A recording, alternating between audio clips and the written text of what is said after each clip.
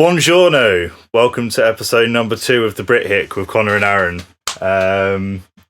How are we doing on this Friday evening? Yeah, good. Significantly less stressed than I was at this point last week, which is good. Yeah, just say we pushed everything back to the Saturday because we both had quite busy days in regards to actual work. So it was instead of doing it on the Friday, we at the last minute reconvened to make it so that it was the Saturday morning. Okay, so this week we're going to do a couple kind of features, I think, and we're going to see how they go and then make them a weekly thing rather than what we did last time with just it being kind of news articles. So, Connor, do you want to kind of go over what the features are? Yeah, so we've got a couple of hopefully regular features we're going to do. So we're going to have face and heel of the week. So, like a hero of the week could be from any kind of event or news that's been going on. And then just someone who's been a real arsehole for the heel of the week. And we're going to have the At Least You Tried award for just particularly outstanding acts of stupidity that have occurred. And then we're going to do something called Nostalgia. So both myself and Aaron grew up through the 2000s, like our teenage years kind of fell in that decade. So we're going to take a look back at like certain phenomenons from the 2000s, 2010s, like cultural media, and just kind of go to town on that really. Which one do you want to do first this week? Let's do heel and face of the week first, and At Least You Tried. One thing I should have mentioned with these contenders, so to speak, myself and Aaron are finding them independently from each other through the week, and then by gauging our reaction to the people or stories we found, we'll pick that winner for the week, essentially. Okay. Do you want to go first then with your pick of face and heel of the week? Yeah, okay, cool. Right. So, I'll start with heel of the week. Like, let's start on a low note and then pick things up. So, I don't know if you've seen the story, but a story like it broke on Wednesday of this week. Basically, this woman stockpiled $2,500 of PPE, and she's refusing to like give any to NHS or care homes and stuff because she claims she needs it for her artwork. And I have seen that. Yeah, I have seen the article on it. It's pretty damning. Yeah, I mean, she made one point, which I can't disagree with. One point she made, she goes, it's not my responsibility to make sure that NHS have PPE. That's down to the government, which, yeah, that's true, love. But have a little word of your conscience. Look at the situation we're in. And what are you using this stuff for when it's actually needed? I mean, there's a picture of the artwork in here, and I'm no Picasso, but it looks like Sonic the Hedgehog has headbutted a wall of hot marshmallow. It's fucking awful. It's like I saw a piece of it, and I swear that it was just like 3 masks in a smiley face. Yeah, and she had sprayed like a dash of pink paint on them or something. Yeah, I was like that's year 3 arts and crafts primary school shit. Like it's not anything that demands any kind of respect or attention when it comes to artwork. Yeah, it's awful. Like, I mean, don't get me wrong, I'll be honest, right? I was kind of torn picking this one because obviously, like, this woman is going to get absolutely dogpiled by the public now. This is hitting the news, like, and it's kind of like, yeah, morally, I do question her choice here, but like I said, I can't disagree with her point about, the government needs to provide PPE and stuff like that. But by the by, it's like, look, probably to do the right thing here and like give this to like your local care home or like hospital, etc., because we all know they're in dire straits at the moment with this equipment. If your artwork was making some kind of statement about this issue, maybe you'd redeem yourself somewhat. But like you said, man, it looks like year 3 artwork. You can't redeem it, and like it says here, like her friends have obviously like kind of disowned her over it, like because she's been selfish. It's like, just maybe take the hint, just take an L on this one. The thing is though, is that like she's using it in a completely arbitrary manner. It could be anything. Yeah. But she decided that it's all of this stuff. And fair enough, beforehand, it wouldn't have been so much of a problem because you just buy all of this stuff on Amazon. It's not like she's gone in and ransacked supplies that were earmarked for somewhere else. She has legitimately bought them. Yeah. So I do understand that. However, yeah, the stuff that she's putting out has no impact. It's just a thing that she decided that she wanted to use. She could replace it with anything else. And for her to kind of either stick her heels in the ground or head in the sand, whichever, that she's deaf to it or she's just being stubborn. It's not a good look. Yeah. Sorry, man. Sorry to cut in. I've just looked into it a bit more as well, and she, yeah, no, she can get in the bin because she said friends have said I should donate them to the NHS, but I won't. They should have been more prepared. It's like, oh, get a clue. Like that's yeah. There's there's no redeeming that statement. No, it's the fact as well that she's still using it to make her quote unquote artwork at the moment. Yeah.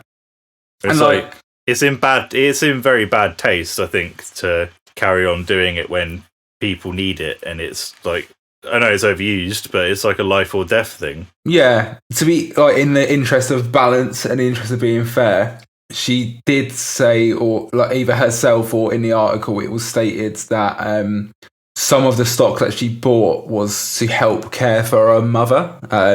Because she needs basically like medical care and like she needs care basically, which is like cool. Obviously, empathise with that completely. Like, but then surely if you're wasting some doing this, that kind of negate that you've shot yourself in the foot effectively. It's like, well, why don't you the excess stuff that you're using for this artwork?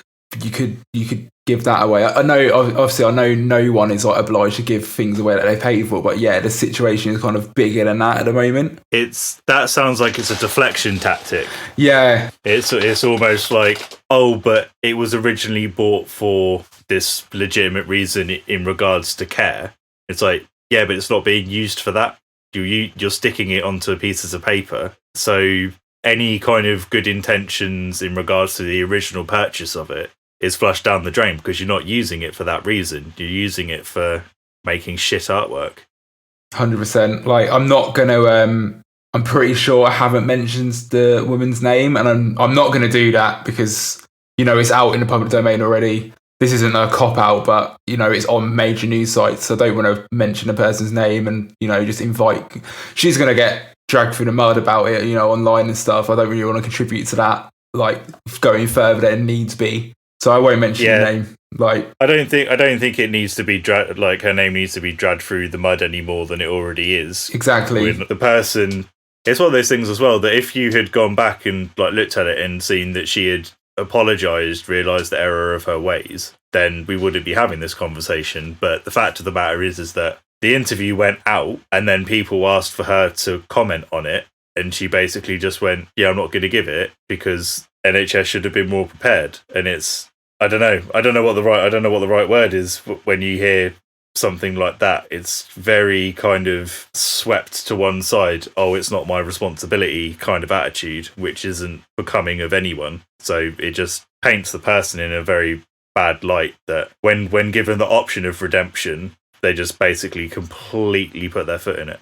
Yeah, she really hasn't done herself any favours, truth be told. But yeah, not much else I can say on that one. Obviously, it's like, yeah, that's my heel of the week. Like 100% my heel of the week. Do you want to do yours, or do you want to do my face now? I can do my my heel of the week. I think you're going to take the cake on this one. However, so this is something that I found out this week, but it's an article from December last year. Okay.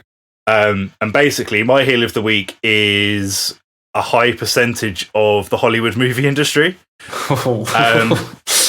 So I found out that due to, let's say, creative accounting, okay, there's quite a reasonable list of movies that fiddled their books and numbers so that the films have never made a legitimate profit.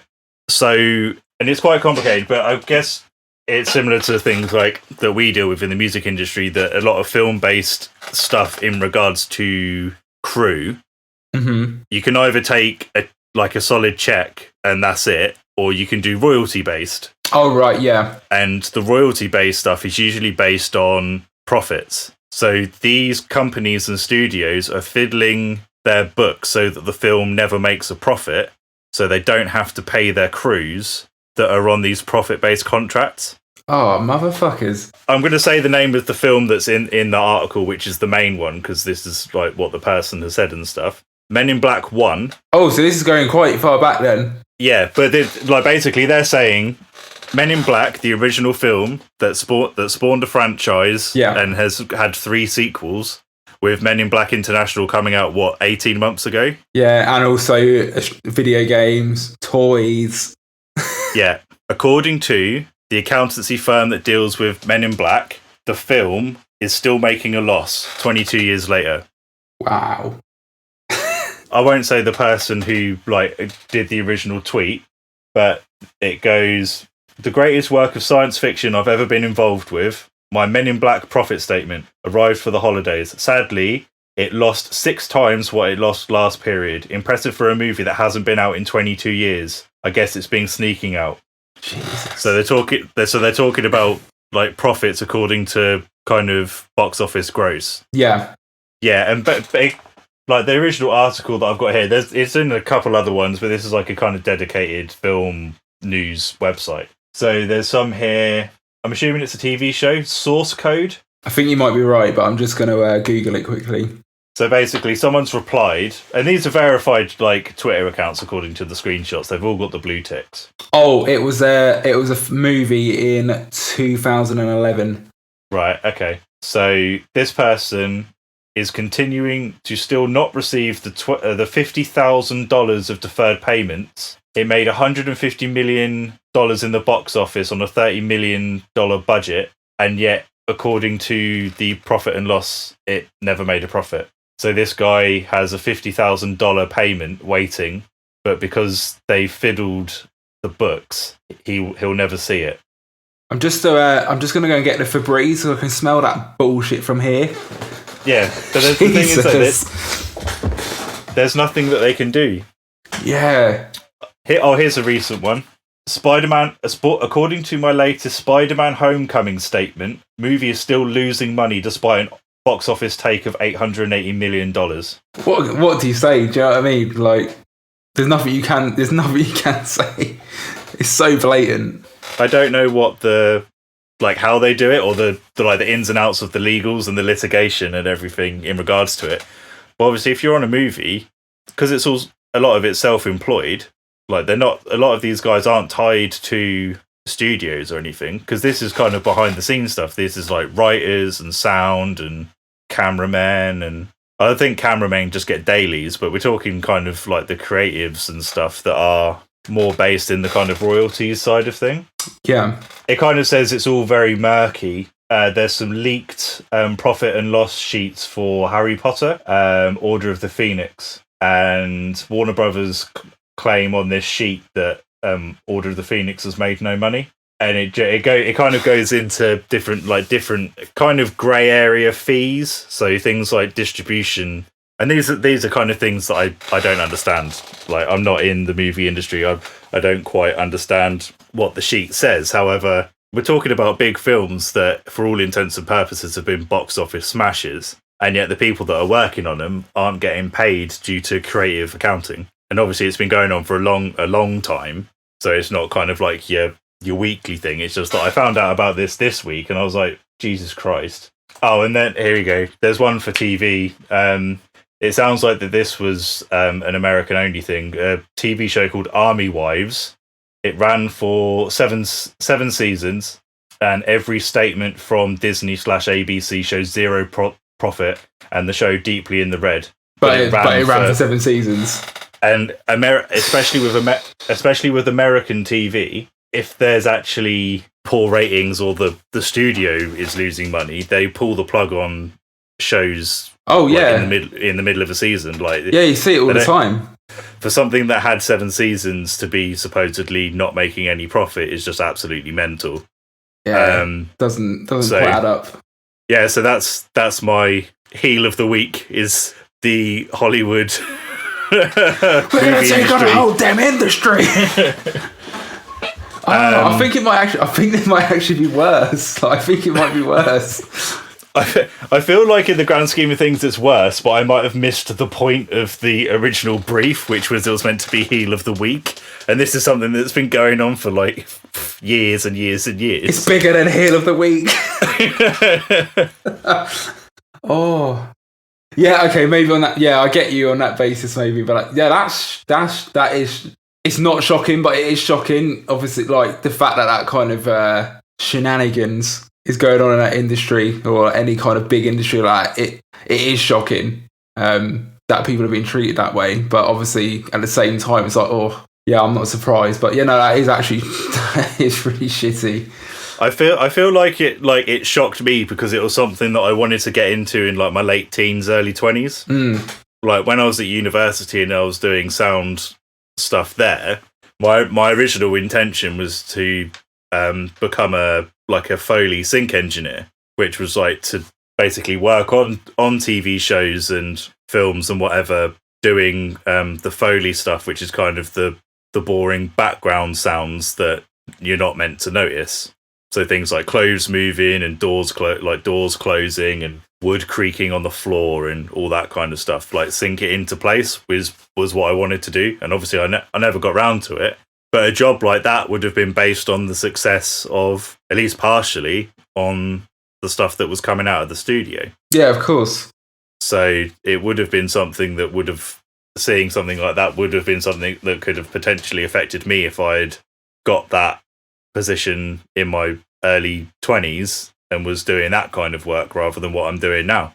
So I think that's probably what struck me, was that it's just so the balance of power is so much in the favor of studios, because they'll say that it's not making any profit, and in the black and white paper they're not wrong. However, morally it's been messed with massively.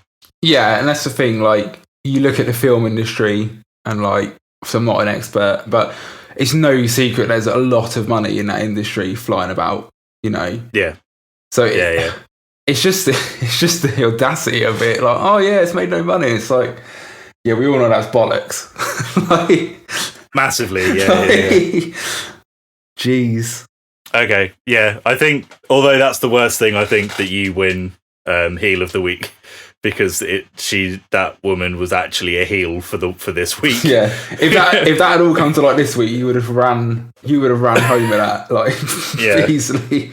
Okay, moving on to face of the week. Okay, so my shout for this, I had a couple, but basically like I've got to give I'll give a couple of like honourable mentions, I guess. Well, one honourable mention and one I'll mention afterwards. So one was actually Ed Sheeran.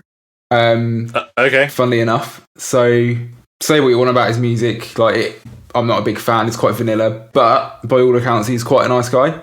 And I saw that, so he has bar staff. So I didn't look really, really, really deep into it, but he either owns a bar, obviously at some capacity, he employs bar staff.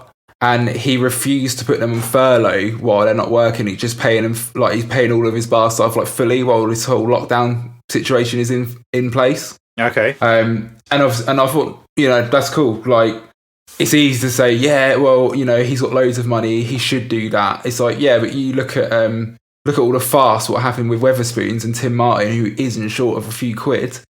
And look at Richard Branson. Yeah, and like look at the backlash it took to like correct that. Like the fact that he's just gone, and I don't think he's obviously gone out of his way to say, oh, by the way, I'm paying my bar staff. It's obviously just come to light by the by.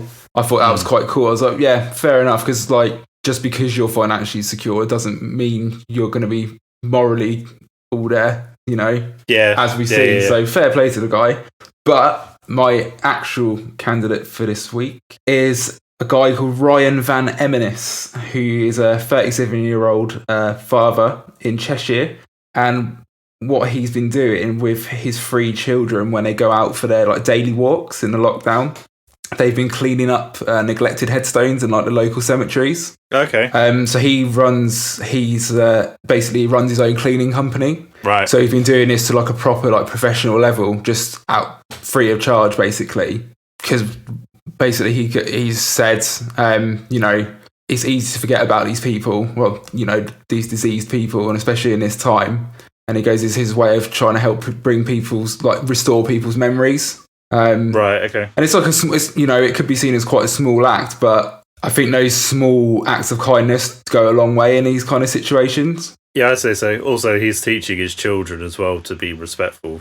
Yeah, definitely. And like, there's some pictures of like the before and after, and it's crazy. You look at like one of these headstones, and it's, you know, decades of like algae and stuff build up, and now like he's cleaned it up. You can read all the scripture.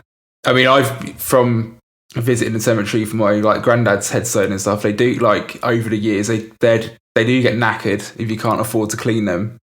Yeah. It's probably worth mentioning, obviously, like it probably is common knowledge, but they're not easy things to keep clean without the right chemicals and like knowledge. So fair play to the guy. Like, I just thought it was quite a nice thing that he's done. It's worth shouting out things like that, like everyday people trying to better the society around them and do what they can, I guess. Yeah, no, that's fair play. Like, I can't really retort on anything about it because it's just like, yeah, that's a nice thing to do. Just professionally cleaning them and like for free, and it's helping because some of those headstones might not have any family left anymore. Yeah, true. So there's no one to restore the headstone. So doing it indiscriminately, I think it helps. Like, pardon the pun, but it puts like a new lease of life into headstones for yeah, of course. the general area. I mean, yeah, you've made a really good point there, actually. So just looking at this one that they featured in the article, it's got the whole family line of the person in question, like on the headstone. Right. And like some of these people, it mentions that they themselves had passed away in 1915. So this is potentially a family's like whole legacy that they might not have been able to actually clearly look at before. And yeah, it's a massive gift in a way. Yeah. Should I go on to my one? Yeah. There's not much more I can say about that. Obviously, I just thought, it's a really nice thing this guy's done. Okay, so mine's not kind of your regular Joe kind of deal. It is Devin Townsend for raising £65,000 for the NHS. Oh, I saw this last night. So he's been doing like a few different things here and there. So like during the quarantine, he's kind of started doing a podcast, and yeah, so he basically organised doing 3 quarantine gigs. Mm-hmm. Just him, obviously. The first one was for a hospital in Vancouver, which is where he's based. Second one was for the NHS, and then the third one is for like a coronavirus research centre in New York. Oh, okay. I can't remember what hospital it is. By the time that this comes out, the third one would have happened because he's been doing them on a Saturday. It was an hour and 15 minutes. People kind of paid money to watch the show live and then donated via, I think it was Just Giving. I'm not 100% what the methodology was for donating. But yeah, at the end of the show, it was $81,000. I'm not sure if that was American or Canadian. But it was the equivalent of £65,000 raised. Nice. And yeah, it was interesting because I watched it afterwards when it was uploaded, and it wasn't just a kind of whack a webcam down and do a little show kind of thing. It wasn't like one of his acoustic shows or anything. It was his full live backing tracks on a stereo, or bounced down out of Pro Tools onto a stereo feed, minus his guitar track. Then he was playing guitar and singing, so it was almost the complete live show. Sick. And he had I think it was like an Xbox controller, but it was jerry rigged so that he could push buttons to change cameras. Oh, nice. In real time, and he had 4 or 5 different camera angles that he was changing like during the show and stuff. So he put a lot of like effort into it and stuff, rather than just being I could just have one camera and the money coming in would probably be the same. He'd actually got one of those rotating desk fans and pulled the fan out of it and taped a phone to the fan so that when the fan was moving, so it looked like there was movement on the camera angles and stuff. And he had one that was attached on a wooden plank that was attached to a stand-up blender, and the blender was moving, which was making the camera shake. So he just had something that was doing some movement during the show. He put a fair whack of effort in it. Yeah, he's not a guy to do things by halves. Like, no way. No, and like he kind of played just your kind of standard fare. Every gig has been a different set list, but the main one for this one is that he played Almost Again, which was like the last song that Strapping Young Lad put out, and it was the third time that it's ever been played. Oh, okay. So I guess that was almost like a selling point, although everyone had already bought the tickets beforehand. No one knew that what he was going to play. Obviously, this goes back into the debate of should people be needing to raise money for the NHS in general, but at the same time, the money is being raised. It wasn't an insignificant amount of money it's not his health service. Yeah, exactly. He's Canadian. Yeah, I think that's a massive thing worth mentioning. Obviously, like for anyone who doesn't know who he is, obviously, he's Canadian national. So the fact that he's done that is a massive gesture. As far as I'm aware, I don't think he's lived in the UK for a period of longer than a year. Yeah. I think he may have lived over here in the early 90s when he was doing stuff for the Wild Hearts. But other than that, I don't think he's predominantly, if not all the time, been based in the kind of Vancouver area, which is way, way out west Canada. Yeah. He's doing the third of the three, and then I think he's going to carry on doing more. He's been releasing kind of B-sides, re-recording bits from various projects that he's had. I think he's going to try and do some more interviews with some people that have worked on his records and stuff. So it's Devin for my pick for this week for raising 65 grand to go towards the NHS. Yeah, no, that definitely, like, I back that big time. Kind of gone above and beyond, really. You have to think about it as well when it comes to celebrity reactions to things like this. And the majority of it seems to be hollow gestures. Whether or not going to think about the bloody Imagine of all of the people singing it, it's like kind of the actual equivalent of the whole clapping on a Thursday bullshit. Oh, yeah. I understand that it's meant to be something that's positive and it's meant to make people feel good.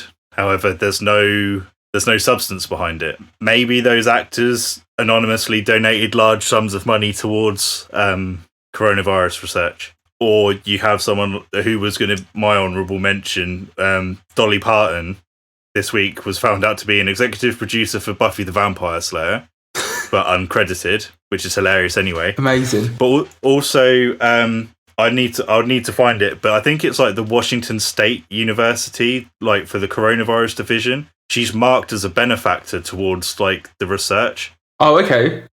It actually has like the list of people, and at the bottom it's and Dolly Parton. Amazing. So she's obviously putting sums of money towards actual research into finding a vaccine. I only kind of skimmed over it, but it was there on the text that had been lifted from it. So that was my honourable mention. But anyway, back to what I was saying before, was that maybe these people are making large anonymous donations. However, singing Imagine on your phone and saying, "Oh, it will be okay because we're famous and we're isolating like you in our massive houses and don't have to worry about our next paycheck." I think they kind of get lost in their little bubble. And the whole clapping thing is, it doesn't make the people that are being affected by this feel better. It makes you feel better for treating them like shit before. And I feel like that when this is eventually over, because these people clapped, they're not going to think twice about that when the doctors strike again. They're going to say that they're dickheads. That's the thing, like, I guess, with everything that's going on, like, you hope that this will stick with people, this situation, and it will hopefully change some people's attitudes and not taking certain things for granted. But that's not going to be everyone. There will be people that just fall back into how it was before. you know, and it's kind of like, well, like, yeah, you've hit the right thing. It's kind of like, well, I did that thing then, so whatever, like I've done my bit kind of thing. People were like, oh, it's our world war, blah, whatever. But the problem is that even with something of the magnitude of the Second World War, it's taken less than 70 years for the nationalism and everything that caused the Second World War to come back. Yeah. People have short memories. As soon as they haven't lived through it, it disappears. Yeah. And obviously, not everyone is living through this, or they're living through it in different ways. For example, myself and yourself, we haven't been furloughed. We're working from home. So we're still earning our income. It's not the same as someone who's lost their livelihood, or someone that's had it and been in the hospital or anything like that. Yeah, I mean, I'm not gonna mention like what I do for work on the podcast. No.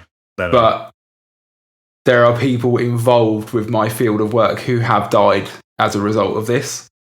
Definitely, we're, you know, yeah, we can't go outside and see our mates and stuff. Like us two, cool, like whatever. That is small. That's small fry compared to like how it has affected some people. Like, yeah, we're like there's certain luxuries we don't have right now, but we're both healthy. Like you're saying, we both still got our income coming in. We've got a roof over our heads and everything. So there's little to complain about. But yeah, the way it's trying to be framed in this kind of, and when you mentioned like war, this is like, oh, you know, people are like, oh, this is our World War II and stuff. It's kind of like this kind of jingoism to it. Yeah. And it is. It's kind of like when it gets enveloped in that, it really does.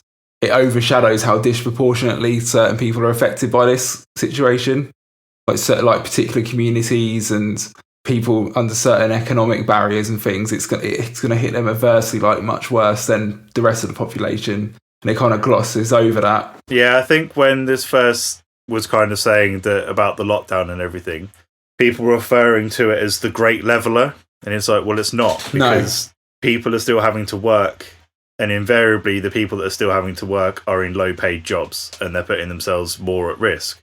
Therefore, is it not adversely affecting the working classes more, because they're not the ones that can stay at home? Yeah. Like, they need to live. Like, the people that are working in essential retail and care are being paid crap, minimum wage in most cases, and they have to put their health at risk to carry on working. Yeah, when people say, oh, it's a leveler, it's like, well, yeah, the virus itself is indiscriminate who it's going to infect.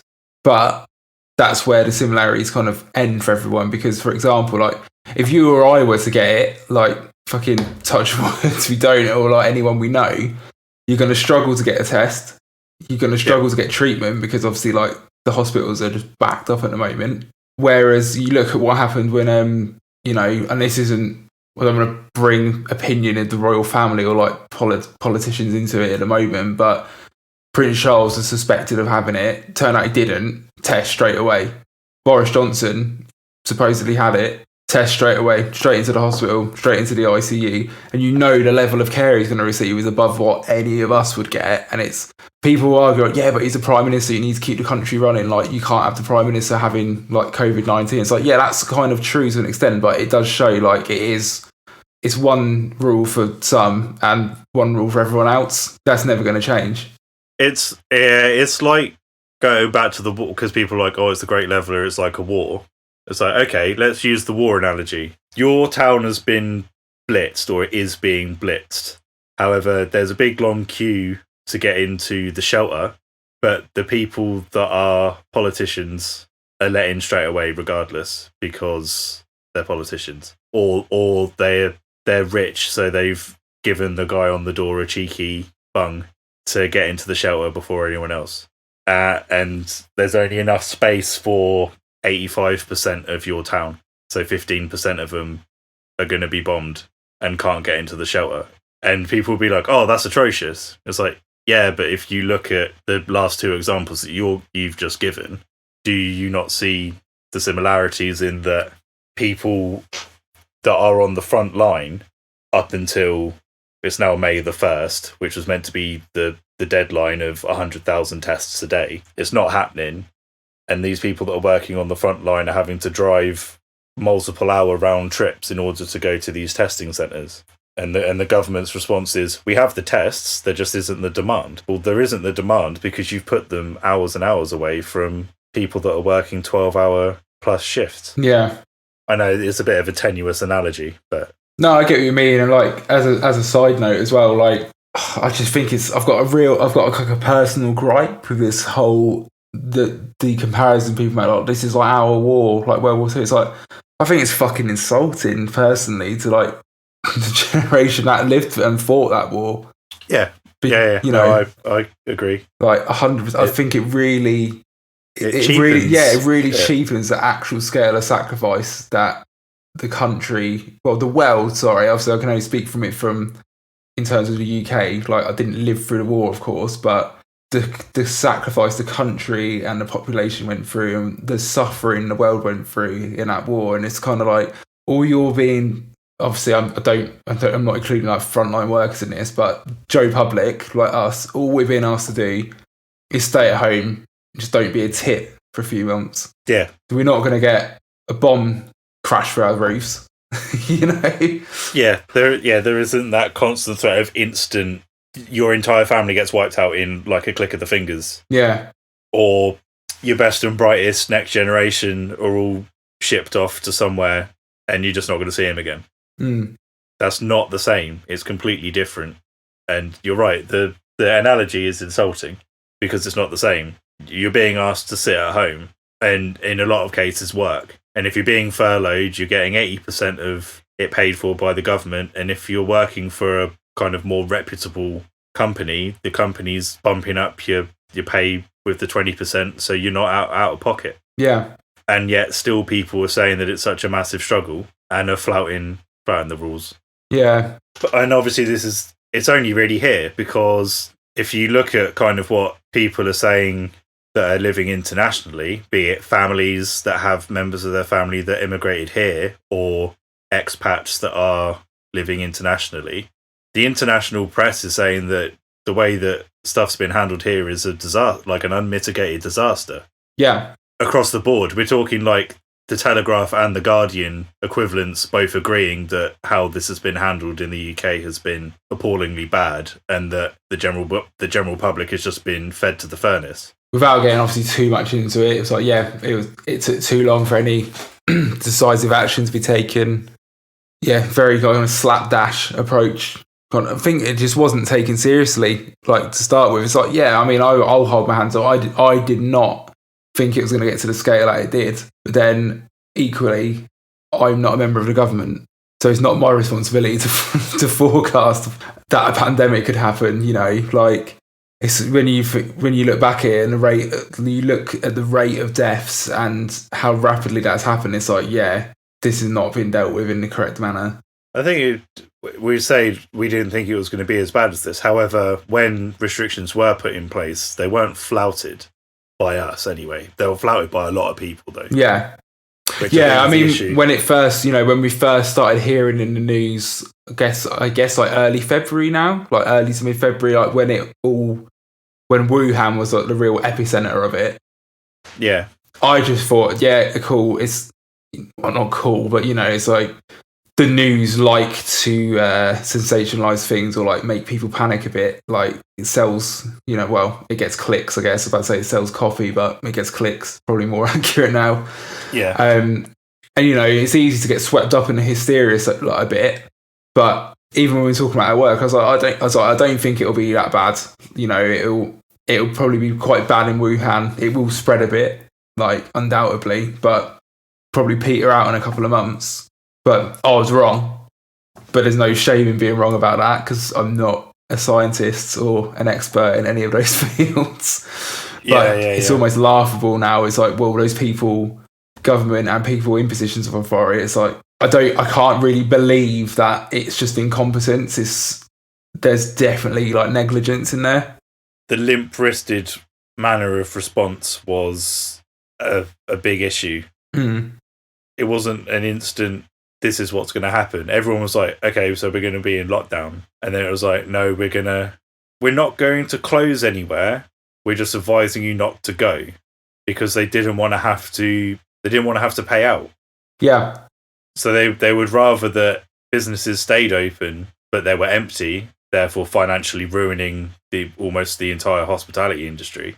And then, what was it, 5 days later, then they implemented the lockdown? I think they said about the don't go out on the Wednesday or the Thursday. The following Monday, I think it came into effect. Yeah. It was a lockdown, but not a lockdown. Right, at no point did you say the term lockdown. You just have to look at we know people that run bars, and you have to see that their initial reaction was incredibly damning of the fact that the government didn't want to have to pay out due to the fact of forcing places to be shut. It would have been like being on a Titanic and the captain just fucked off for the last lifeboat. Kind of, yeah. Cheers, mate. It's when that happened, that was the weekend that we were going to be playing shows. Yeah. And basically the shows were cancelled because people were told not to turn up. Like, the government had said, stay at home. It was just like, yeah, don't go out. But the businesses are going to stay open anyway. So the venues were open, but people were told not to go. Yeah. And it was over that weekend. So it was very confusing for all people involved. Obviously, the right decision was made that all shows were pulled. But instead of it just being right, this is it now, like straight away, it was half and half. And those 5 days have potentially caused a lot of deaths because people weren't taking it seriously. However, I have realised that we've diverged completely away from the point for the last 15 minutes. Sorry, we can trim some of this. So, yeah, I guess what we're saying for Face. Yeah, Devin Townsend. Okay. Yeah, it's such a both selfless acts, but the fact the extent he's gone to keep it concise. The NHS shouldn't be seen as a charity because dangerous territory to fall into, as we've addressed. But the fact that obviously anyone who's doing an effort to raise money for it is commendable. The fact it's not even in his home country, and he's gone out of the way to raise money for the NHS and stuff like that. It's big lad points. So moving on, we've got the At Least You Tried award. Do you want to go for yours first? Okay, yeah. So I've got one, and I've got an honourable mention as well. So okay. So, man arrested after mistakenly depositing 2 bags of cocaine at a bank. Fuck off. Yeah, no, seriously. So this guy is in America. His name was David. I'm going to name him because it's hilarious. David Pangalo, 34. So he went to a drive-through bank in Colorado, and he deposited some cash, and he accidentally chucked 2 bags of coke into the tube as well. And then obviously the teller called the police. And he caught up with this guy. They found some more drugs in his car. From what I can ascertain, I don't think he obviously this guy had. I don't think he's a dealer. I think it's a personal supply, or maybe just over. It wasn't he was found with X amount of kilos of of coke in the car, anything like this. But it's just how do you come back from that? Do you think he realised? Do you think he tried to do a lap back round this bank? Is oh lads, I think I dropped something in. I didn't mean to.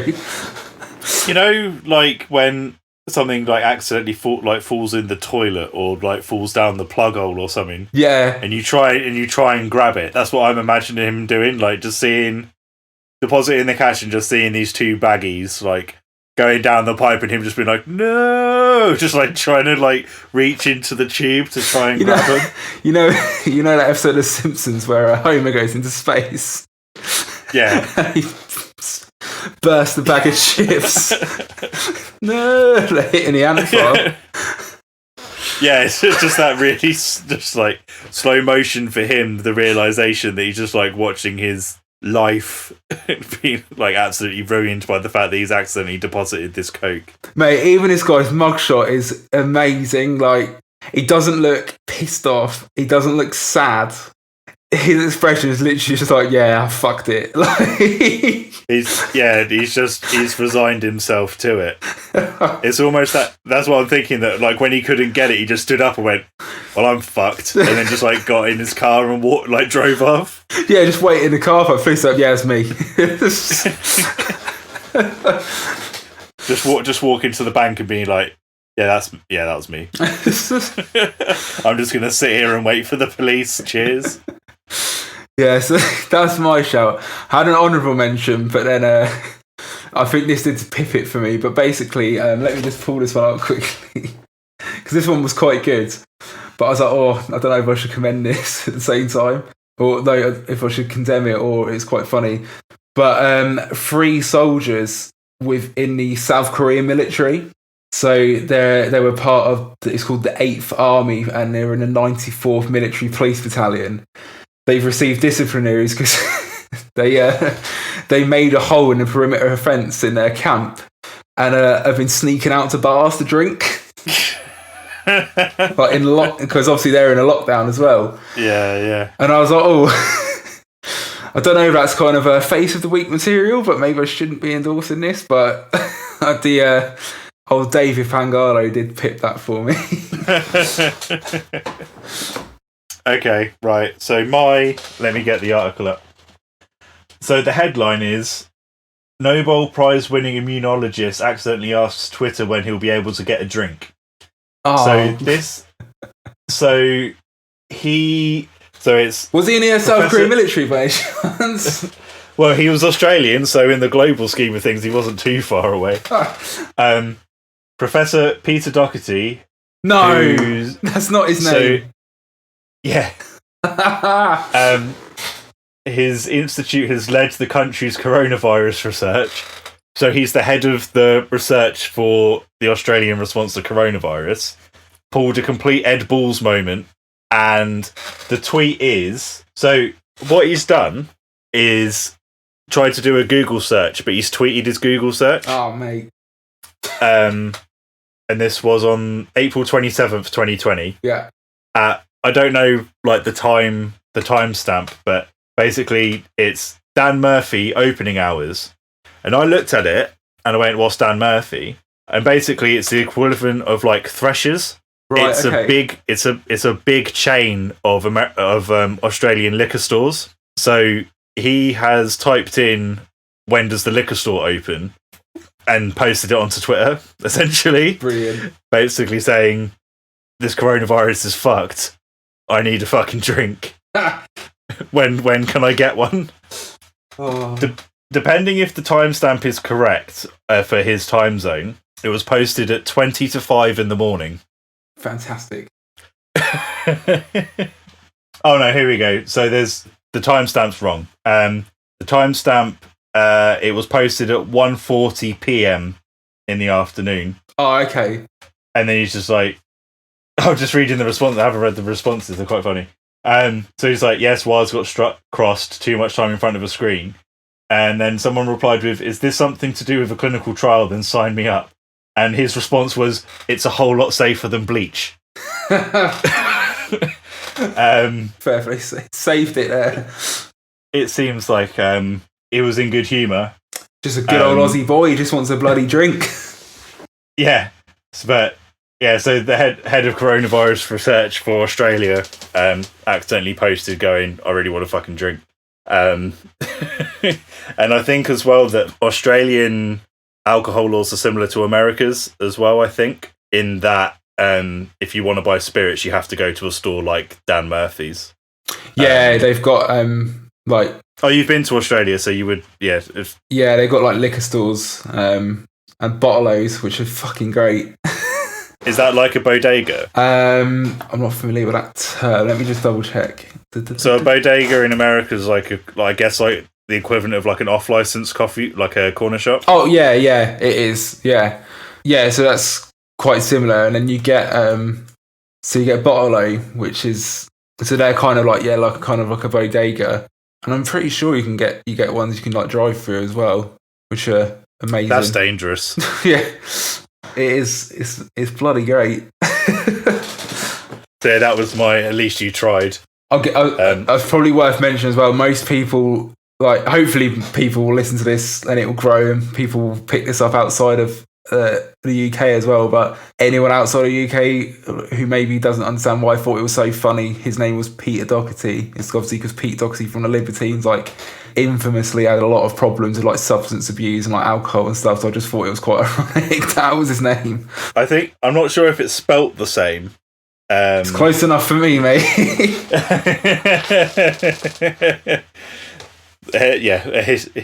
A history of abuse problems. However, this guy's a Nobel laureate. Yeah, I don't know. Libertines are, like, not as busy these days. Maybe he's just been maybe he took some courses or something.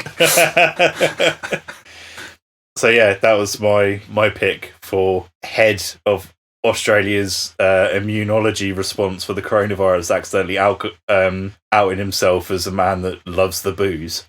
I think fair play to him, though. I guess, like, you know, can't knock it. Nah, I think that this week's At Least You Tried goes to you for being that much of a numbskull that you accidentally dropped 2 baggies of Coke. David Pangaro, come on down. In the old Coke tube. Yay. So I guess for this week you win then. 2-1 to Connor. Come on. We should keep a little scorecard. Yeah, I'll pop it on a note quickly. Okay, I guess to close out the show then, we'll do Nostalgia. Yes, Nostalgia. So just to reiterate what this is, basically we're going to discuss a kind of cultural phenomenon or, like, a big social fixture, or, you know, along those lines from the 2000s or early 2000s to, like, end of the decade. That's, you know, that's when we were, like, teenagers, like, quite formative years for us, and, like, most of our friends as well. So this week we're going to talk about the wonderful world of MSN Messenger. It's such a weird thing. It evokes such a visceral response from a group of people. We're talking just like a 5-year window of people. Yeah. Because if you speak to people that kind of are in our friendship groups that are maybe like 26, 27 or under, they'll just be like, what? The MSN Messenger? I don't know what that is. Yeah. Like, we didn't have that. That they were already kind of on to the next step of kind of social messaging, which we'll discuss about those kind of things down the line. But they were kind of on the more of the web-based stuff. So you're talking kind of a gap of now being 2020, kind of 27 to 28-year-olds to 33, 34-year-olds, maybe, that were all very much ingrained in, yeah, we used MSN Messenger throughout high school. Yeah. That was our method of talking to each other. So yeah, it's just like a really weird snapshot of time of people that were, yeah, Messenger. Yeah, 100%. Like, yeah, definitely, actually, because if I take an example so my team at work, like my core team that I work with, so myself and one of the girls are same age, like give or take a year, like she's like a year older than me. Both obviously used MSN like back in the day, like, yeah, talk about it, like be able to discuss it at length, and then like same with our manager as well. And then the other 2 girls are like early 20s, so just completely passed them by, kind of thing. Yeah, no idea what it is. Yeah, and it's not a great. Let's say it's not a massive age difference. Like it's like what, 6 years between us. Yeah, it's not. Yeah, it's full disclosure. I'm 31, but if I was to speak to people that are 25, 26, yeah. By that age, it's just like, nah, I don't know what that is. I think that's the thing as well. Like when it eventually started petering out, or like social media kind of rapidly just turned into a whole different beast. Yeah, and it just became redundant, unfortunately. Well, so if I remember correctly, what ended up happening is that MSN Messenger it got split into a couple of different things, but predominantly it morphed into Skype. They were around at kind of the same time, but if I remember correctly, Microsoft bought Skype because Skype was its own thing. And at the moment, the same thing is happening with Skype, that Skype is becoming Teams, which is something that I have to deal with in my field of work is that there's currently a very slow, painful transition from the Skype model of communication to the Teams model of communication. And it was similar to what happened with Messenger, is that Skype was alongside Messenger, but it fulfilled different criteria, although it was still a communication app. And obviously alongside with the other social media kind of explosion of mid to late 2000s, is that it just kind of got left and forgotten about, and then eventually they turned the servers off and it died. But I mean, that was my introduction to a lot of kind of interaction with a lot of people, was Messenger. Oh yeah, it's really difficult, like, to explain to people who didn't experience it, or were too young or whatever, like how kind of central that was to a lot of your social groups. And it was massive. It was a big thing. Yeah, I guess if you try and say to people, oh, it's like WhatsApp or Facebook Messenger, they're like, oh, and kind of shrug the shoulders. And it's like, no, you don't understand. That's all we had. That's all there was. Yeah. That was the method of communication. There wasn't like anything else. It was that everyone had Messenger, and the tropes of MSN Messenger in particular that like don't relay to anything else before or after. Yeah. Like your statuses or your names, and like having it so that it was tied to your media player, so it would show you what you were listening to. Oh yeah, that was a big flex. I forgot about that. Yeah, you could just have it so that it was showing what you were listening to at that point in time. Yeah, which was just like very immature one-upmanship on the. Oh yeah, I'm listening to. Oh, I don't know, the Berserker or something. Yeah, like. Kind of going back to what we were going about last week. Yeah. You end up talking to people that you don't recognise their names because they change them so often. Yeah. You said about some of them before, like some of the other tropes. Just the how many, they weren't called emojis back then, emoticons, like people would put into their names and shit like that, and it'd always be, there'd be like song lyrics or, you know, something like that. And obviously it's very I guess it's very indicative of the age you're at that kind of time. Well, especially for us, obviously, because the age we would have been at when it was in its prime and we were using it all the time. It is that kind of like, there is a bit of melodrama with people, you know, when you're like in your mid-teen years and shit like that. And it would be overly dramatic song lyrics, bloody broken heart emojis with like people and stuff like that, or like when it's you know, our kind of like, I guess our kind of subculture, all the bats and shit. It's just quite, when you think back on it, it's pretty funny. Loads of black roses, like someone comes up and your fucking computer crashes because there's too many like emoticons in their name. Like, oh, cheers. The name doesn't fit. Oh, that was one of them as well. People just like ducking offline and coming online again, because that means that it pops up on everyone's on their screens. Pop up in the corner, like when you want someone to notice that you're online. But you don't want to press the nudge or whatever it was that makes their entire bloody screen wobble. Yeah, mate. Early days of internet mating ritual. You have to remember as well that this was like on bloody XP. Yeah, XP, dial-up internet. Yeah. Isn't that mad? Like, some people have never experienced dial-up internet. To be fair, I never had it. Because I was quite late to the whole internet. Like, I didn't own a computer until I was 16. Yeah. And before that, it was my dad's work computer. So I would only be able to use it for a short period of time when he was home.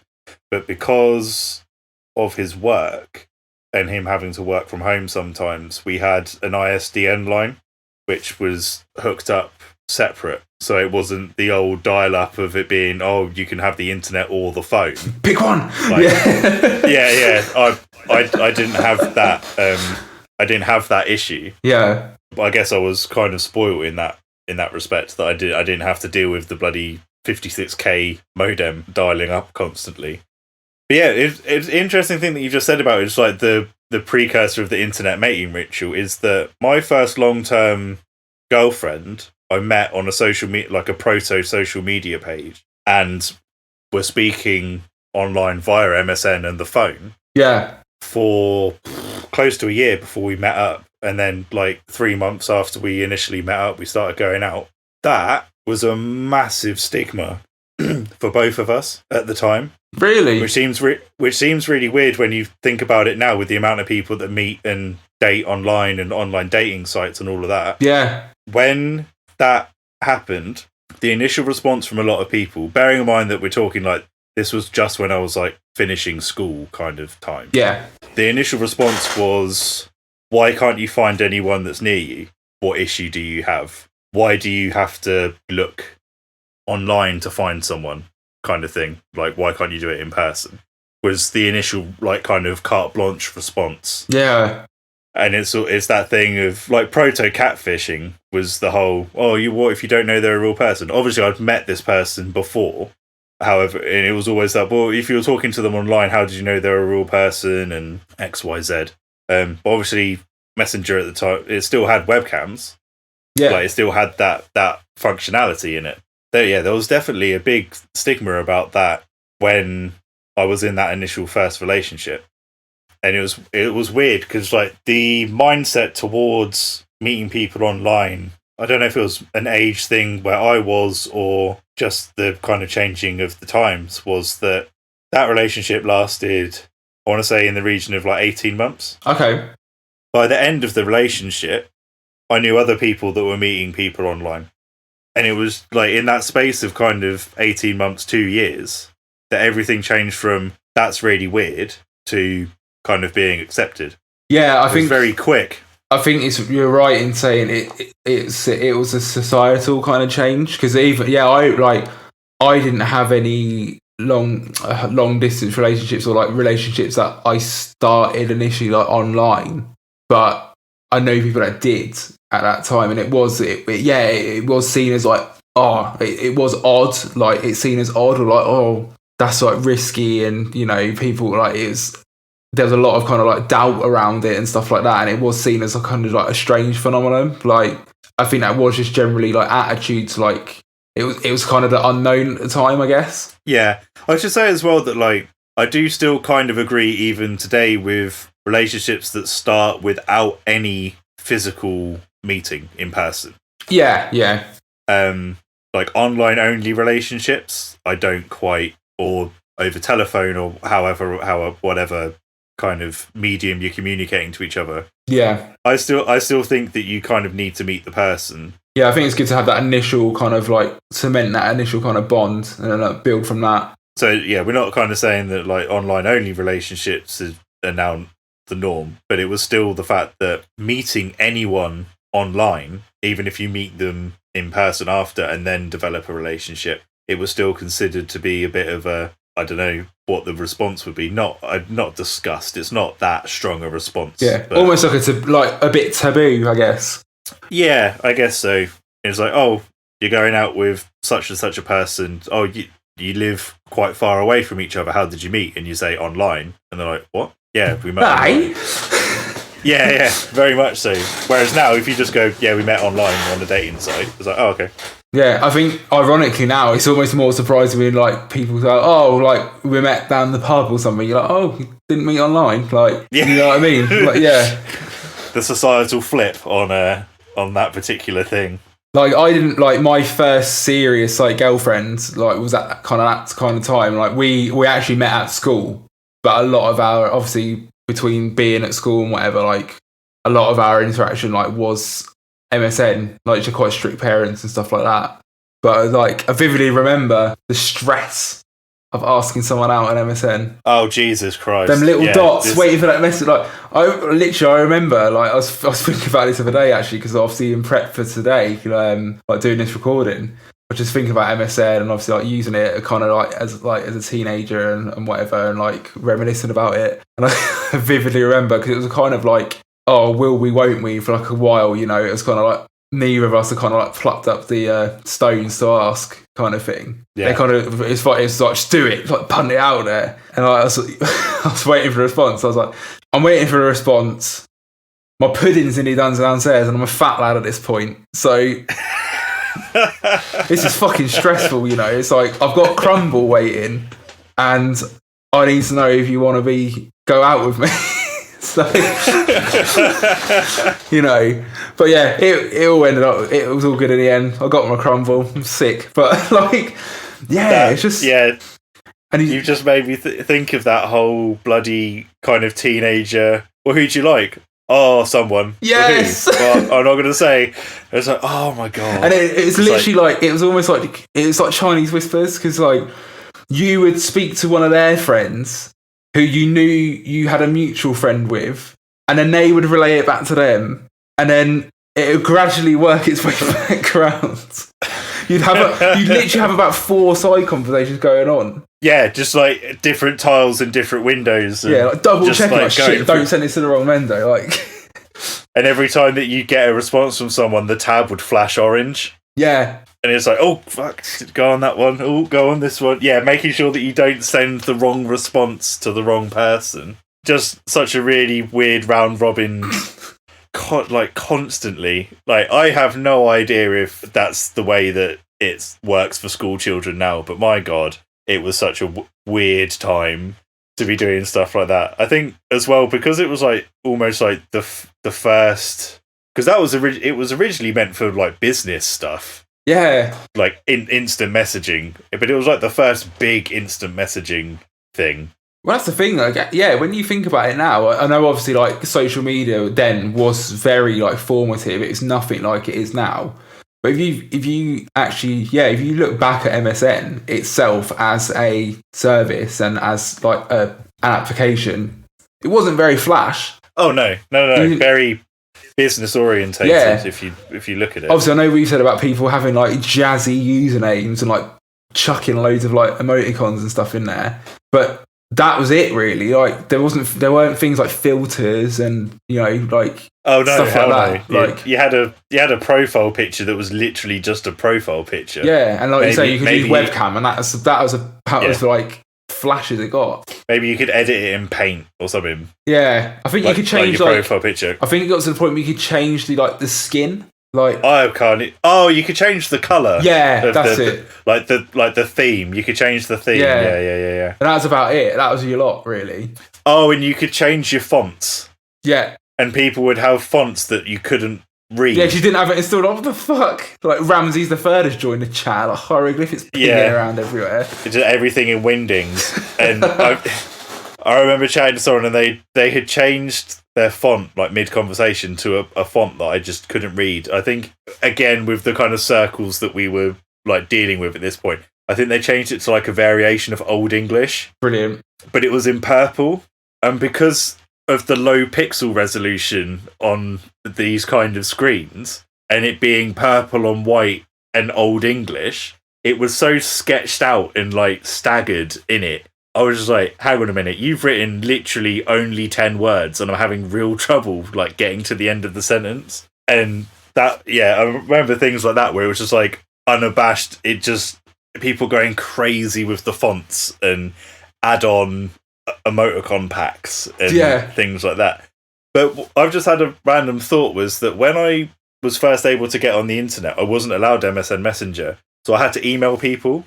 Oh, serious? Yeah. So, but I'm talking like just people at school. Yeah. So like my friends at school and stuff all had Messenger, so they'd be chatting, but then I'd be like, I don't have Messenger. You're just gonna have to email me.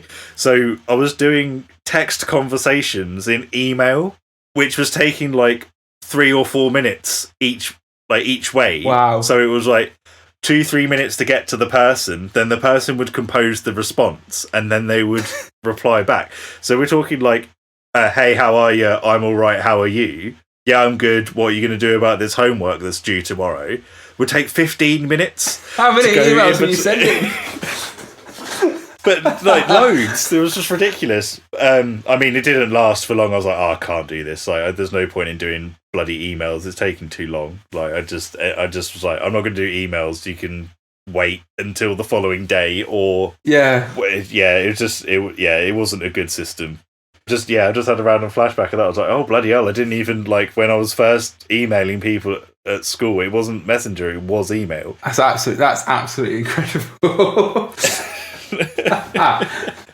And it wasn't that like it wasn't that Messenger didn't exist. It's just I I couldn't install it on my dad's computer because it was his work computer. Yeah. So, I forgot about the fonts as well. Yeah, some of those fonts, some of them were rainbow coloured. Yeah, just absolutely. Yeah, there were. It's just like chaos. It's like, what am I reading? Someone, I swear, had, you know, the SpongeBob meme where it's like random capitals and lowercase letters. I swear that someone wrote like that I had on there. Yeah, a lot of people used to type like that. And a full stop after every word. I remember that from like after MSN Messenger. Yeah, I think like, people were doing it then as well. I think, and I might be wrong. Maybe it's all just kind of like jumbled together. But the lowercase and like capitals is just shut out as you please. That was definitely a thing. It's just like, why are you doing this? Like, give me an aneurysm. I just want to know, like, have you got maths tomorrow? Yeah, it's just one of those things where it's like, I don't understand what's going on. Yeah. Like, I think that was that thing of like, at that point in time, it was not freedom to do stuff, I guess. But if you look at the equivalent of now, in regards to Messenger apps, I don't think there's many where you can change your fonts that you're sending to someone else. No, yeah, I guess as well. Maybe you can change the font that you're reading, but it will be for everything. I don't think there's a way to change the font color for what you're sending. No, I guess as well. It's funny, like it's very funny. Like when you think about it, like the things people are doing, like, you know, it's all pretty innocent, really. Like, and you think about it, it's kind of like saying like MSN itself as a platform is very like basic, and social media, like we didn't have Facebook, it wasn't a thing. I think like MySpace is still pretty formative, I think, at that point. Yeah, I know we're going to be discussing about these other things before, but yeah, I mean, my first social media account was one called Face Party, which was dodgy as fuck. Yeah, I never had Face Party, but I remember it. You can only have so many friends unless you pay, and then you can have some more. Yeah. This is definitely 16 plus, and then it had like the kind of they weren't anonymous chat rooms, but there were chat rooms on that site. Yeah. So it wasn't meant for people like the age that we were at that point in time. Yeah. Because that was a lot of the kind of stereotypical ASL jobs. Like, yeah, that was a dodgy site to be on for children. Yeah.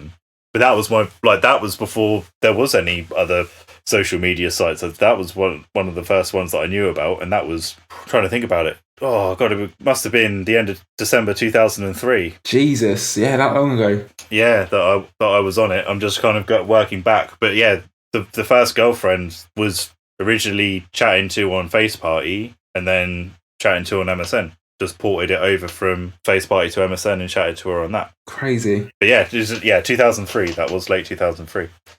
Yeah, I forget how far, like, you know how long ago it was, but then you kind of think, you're like, oh yeah, shit, it was a while ago. Yeah. Like, but yeah, like, so the thing I was going to mention about the crazy, like we were talking about the crazy fonts and stuff, like, yeah, because social media isn't nothing like it is now, like that, I guess that was the only way to kind of have your bit of individuality on the platform. And that's a very important thing when, like, well, it should be important through your life, you know, to be yourself and whatever, like, not to get too flipping spiritual about it, but especially when you're young, you know, especially when you're a teenager, you are trying to stake your personality and put yourself out there, or like who am I, like, and stuff, and it's to display your kind of like individuality and stuff. Like, that's really what that was manifesting in, I guess. I think as well, the way that social media has changed is that you're not looking for that side of it anymore. No. You want it to be quick. You want to be able to absorb the information and kind of get it back out.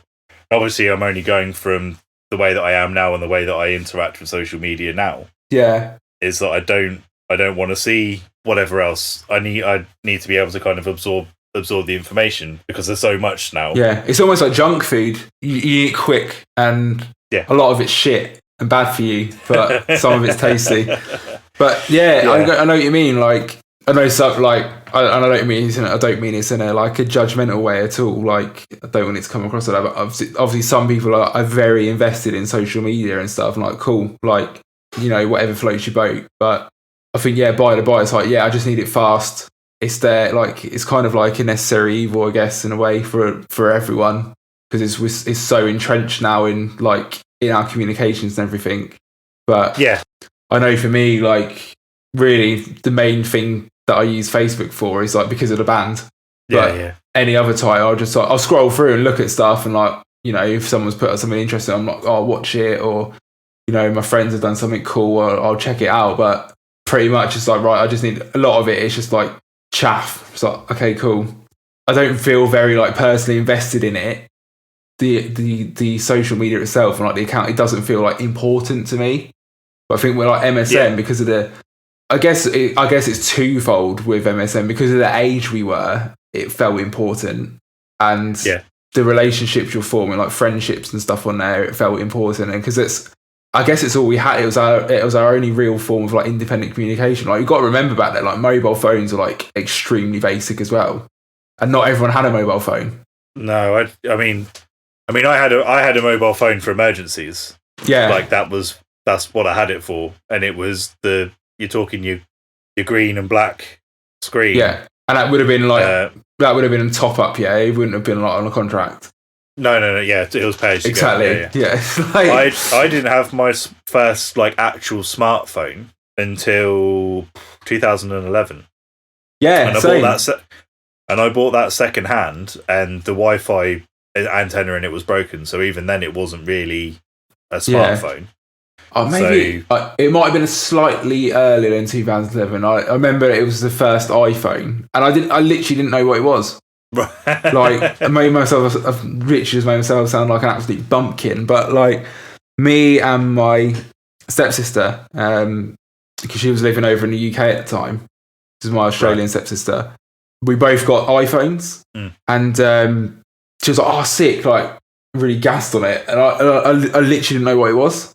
Yeah, I mean, for me, it's a weird one because like I kind of bought into the iPhone ecosystem because I bought one off of someone for cheap, and then I kind of bought another one that was still pay as you go, and then I lost that one, so then I got a contract, and I didn't get the contract until I was living in North London, so I finished uni by that point. Yeah, but now it's kind of like that's my computer most of the time.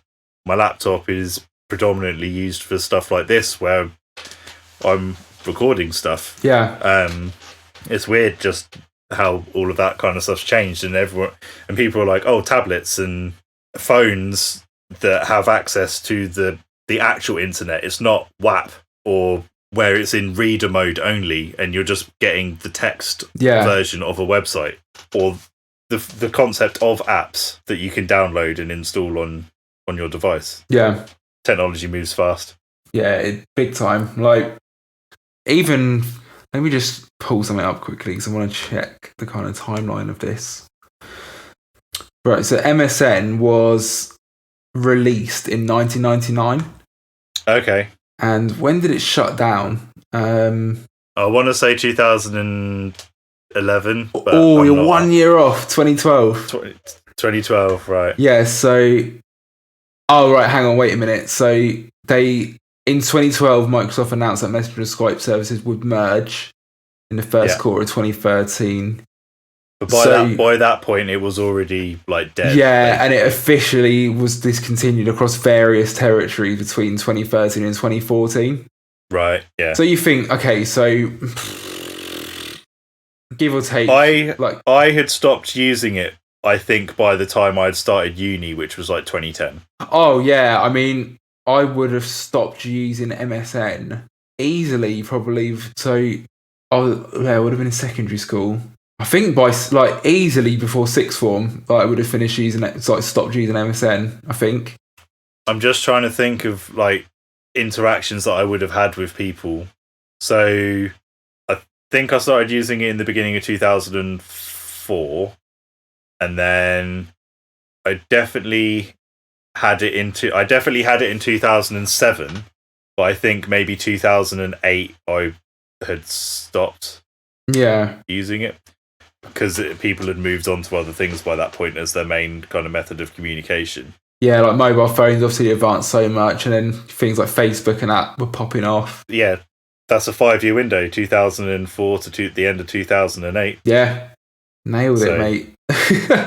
That's when everyone was grabbing hold of it by the balls and fucking ragging it Yeah. all the time. It's really, I guess as well. I don't know if it's just the association with the time period, and like obviously like specifically for like us and like I know we didn't know each other then, but obviously like similar ages and stuff. There's like social situations being quite similar and like interactions and whatever, I imagine. But I don't know if it's that association because of that particular time period, or if it's like rose tinted glasses. But it definitely seemed like the last kind of innocent social media platform. There was still like a lot of bad stuff. Yeah. I mean, like obviously, like it's all down to the individual, isn't it? Like how you utilize it. But you know what I mean? Like Facebook's just like the Wild West now. There's just all sorts of shit over it. You know, like it doesn't bother me. I'm a grown adult. Like, but you can just. I think the difference is that there's when MSN Messenger was around, there's nothing else attached to it. Yeah. There's no profile, there's no posts, there's no yeah, I think that's it. By default it kind of was person to person. I think you could do group chats. Yeah, you could, yeah. But it wasn't the default way of doing things. No. There was still definitely cases of bad like harassment and bullying and things like that on MSN that were like publicized about, but I think that's the difference is that you're not broadcasting publicly. Yeah. There was no public facing aspect to MSN Messenger. Whereas with a lot of other with most modern social medias, it's not private by default because you have this other section, which was what the majority of the modern social media was based on in the first place. I think that's kind of the difference now is that there's this public facing part of it. Yeah, and I think it's either by design because of that or just in tandem with it, like how people's relationship with the internet has changed. There is this kind of perception of if it's like, well, you've put it out on the internet, so it's fair game. It is kind of like almost like a public gallery. It's unfortunate, but yeah, that's kind of how it is. Yeah. You've got to be careful. Like internet seen a lot, like, it did feel a lot more private back then. Yeah, I still know of cases that people that were obviously it wasn't illegal, but without the other party knowing, were taking transcripts of conversations and things like that. So it wasn't. I don't want to. Yeah, get rose tinted glasses. Oh no, yeah. Like obviously, there were still cases of like bad shit going on. Yeah, but I mean, like it's like now. Obviously, if I was so inclined, it's like I could go onto like Facebook, find some random person, and just inbox them a load of abuse if I wanted to. It's so easy now. Yeah, I guess the thing is with Messenger is that you required the email address and you had to mutually add each other. There wasn't an unsolicited sender option. Yeah. As far as I'm aware, anyway, I can't remember, to be honest, but I don't think there was. I guess it's kind of like changing times as well. Like you just see it a lot, like just within culture now and like in society as well. I think there is a lot of like about trying to get too deep into it. There's people. It's almost encouraged to be a bit spiteful sometimes. Yeah, and I guess so. There's a lot of kind of like it's almost like bear baiting. A lot of social media and a lot of this kind of thing. Yeah. You poke various demographics until someone gets rolled up and then let them have at it.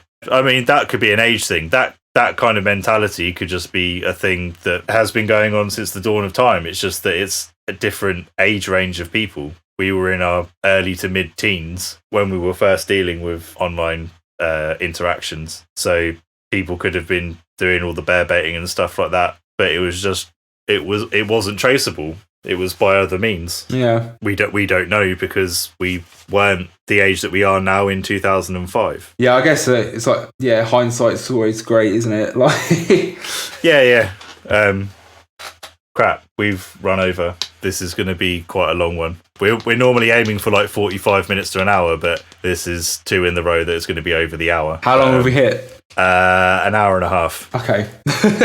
So this is going to be a long one. Well, I hope everyone enjoyed the show. All of our social media handles are at the BritHick. We're now on Spotify and Apple Podcasts. I think that's it. We'll see you next week. Thank you. Cheers, everyone.